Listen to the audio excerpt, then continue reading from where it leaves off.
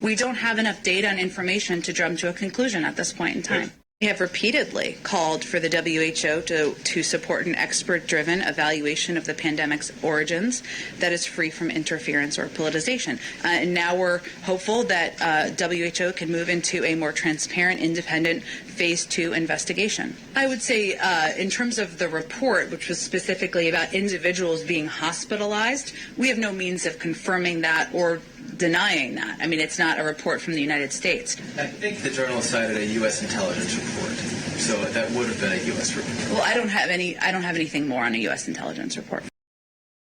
Now, all of a sudden, it's not clear. Now, all of a sudden, it's not obvious that the Wuhan coronavirus came from, a cave somewhere. Now, all of a sudden, it may in fact be the case that those who were saying all along that this could have been the result of an error in a lab that was studying it, that's not crazy. Gosh, I know this is not surprising to you and me, but it is interesting, isn't it? How much changes and how much the consensus Fauci left, how much they've gotten wrong over and over again. Here's the former Secretary of State Mike Pompeo on this. Play 20. Somebody will have worked in that laboratory and will decide they can sneak out of China. They'll come tell the truth, I'm convinced. But sadly, I don't think that'll happen in a timely fashion. And so what can the world do? How can we hold China accountable? There are many fora that we could do this in. One, why on earth would you rejoin the World Health Organization, which rewards the Chinese for the exact partner that they joined in the cover-up with? Right? It was Dr. Tedros and Xi Jinping that colluded to keep this information out of the hands of the world. And so there are many things the United States government could do to impose real cost on the Chinese Communist Party until they come clean about what they know and what they did. We know for sure they covered up this virus. I am confident that we will find that the evidence that we have seen to date is consistent with a lab leak, and I'm convinced that's what we'll see. If I'm wrong, I hope the Chinese Communist Party will come forward and make a fool of me. They're going to hold back data. They're never going to give us full transparency. We all know that. China won't even allow its own people basic freedoms. You think that they're really going to respond to a good faith ask for data and information from the World Health Organization or the U.S. for that matter? Now, I think that Mike Pompeo, I will tell you, is overstating the leverage that the U.S. has to get answers here. The reality is that there is nothing that we are going to do. There's nothing we can do to force China to tell us things that would lead us to believe that the Chinese Communist Party, that the regime was reckless in the original or in the outbreak of COVID-19 and covered it up. That effectively their negligence caused a global pandemic that has killed millions of people and cost trillions of dollars. They're never going to admit that. They're never going to give us the data to prove that or see that. They will always, always, always tell us that this was from bats or we don't know or, whatever it was. That's the way this will go. So I think that we need to understand that. Yes, it is worth pressuring China on this, but there's only so much you can do for a situation like this where China views this as not existential for its future, but certainly a high enough priority to cover this up that nobody is going to get them to do anything on this that they don't want to do. I think that much of it is obvious at this point. But I remember when this was for conspiracy theorists and all the different news stories and all the people who were so quick to either fake certainty or to just lie about this. You know who's been pretty good, and I got to say, Governor Ron DeSantis. Once again, DeSantis, he's not tired of winning. Play 22. Now we have information that this very well may have emanated from the Wuhan lab, that it was a leak from the lab. But you remember when people last year were raising that as something that needed to be investigated, they were deplatformed for talking about the lab leak. They were censored for having said that, and now Even Fauci admits that this may be something that very well is the case. Are they going to now censor Fauci and pull him down off social media? That's one of the things that I will not forgive or forget.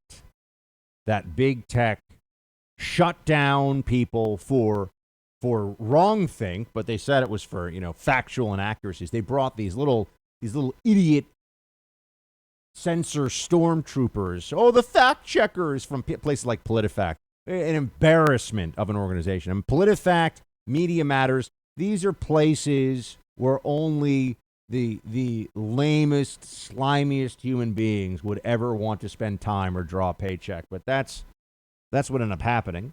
They outsourced their censorship to these so-called fact checkers. And that was it, right? If you were on the wrong side of them, sorry, the fact checkers have spoken. That's the way that went. And now they're wrong. We see they're wrong on a lot of things. They weren't actually facts. They were just opinions with the veneer of scientific consensus. And that was all that was necessary to push the whole thing through. And to shut you down, to shut me down. I still have it. I still have PolitiFact writing an article. Oh, I said outdoor masking is stupid. Yeah, it is stupid. I was right. It looks like the CDC. I saw some rumor reporting that the CDC may change its outdoor mask guidance for kids at summer camps because it is so stupid and so unscientific and so idiotic on every level that the CDC is embarrassed enough to reconsider its position on that.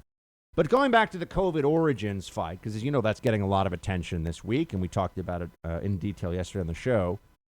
What is the preferred rationale now for why they all turned on the lab leak theory and believed the came from a cave theory or the wet market, right? Came from the wet market. If that were the case, why weren't all the cases that they initially established having some connection to that wet market? They didn't. Some of them had no connection. That doesn't make sense. But Maggie Haberman, Democrat at the Democrat New York Times, wants you to know that it's really Trump's fault. Play 11. I do think it's important to remember that part of the issue when this was first being reported on and discussed back a few months after the pandemic had begun was that then President Trump and Mike Pompeo, the Secretary of State, both suggested they had seen evidence that this was formed in a lab, and they also suggested it was not released on purpose, but they refused to release the evidence showing what it was. And so because of that, that made this instantly political. I think that there was, example 1000 when the Trump administration learned that when you have burned your own credibility over and over again, people are not immediately going to believe you, especially in an election year. However, that does not mean it's not worth discussing. There has been a sort of persistent, albeit relatively quiet, focus on whether that was the origin of the virus, and it is compounded by the fact that there have not been clear answers from Chinese officials about it, and that investigators trying to find out the origin have been stymied. So I do think we're in a different period of this, John, but I also think it's important to remember, because I think it's getting reframed in a way that's just not true to what happened. I don't mean here. I mean in this broader debate by Trump supporters about what happened when this was originally raised. Okay, let's unpack this for a second. Maggie Haberman, in convincing and pretty fluid fashion here, is really just making the case for, yeah, we got it wrong. The media got this wrong by and large, but we had to get it wrong because Trump's such a liar that the fact that Trump said that it came from a lab justified us going against him, which was the media's attitude about everything. If Trump said it, it must be wrong. But they believe that that's actually a sound rationale. They believe that's actually a reasonable justification for being wrong. If Trump said it, it has to be incorrect. Doesn't that tell you a lot about where they really were on this? Doesn't that tell you a lot about what the media... Well, you already know this. I mean, the media was psychotically opposed to Donald Trump.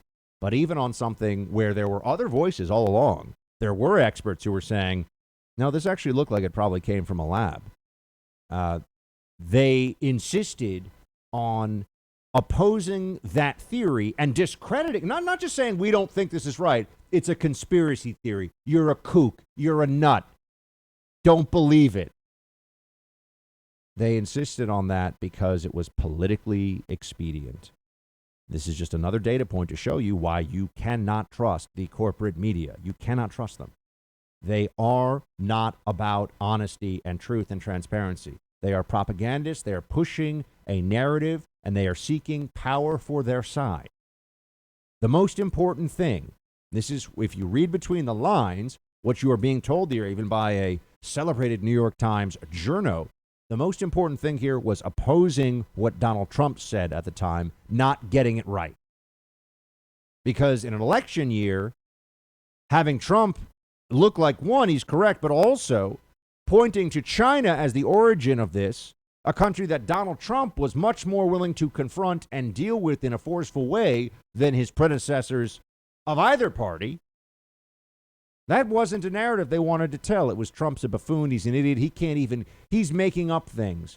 Oh, he's making up things about the origins of the virus, like he makes up the injecting bleach into his veins. These other stupid things you hear from the journos all the time. And so they got this wrong. But they're not remorseful about getting it wrong. They just wish they hadn't gotten so blatantly caught. Because what was important? To get this right, to understand the truth of this virus early on? Because you can't stop the next pandemic, really, if you don't know how this one started, right? That didn't matter as much. Bash Trump. That was always on everything. That was mission number one for the journos. Don't ever forget it.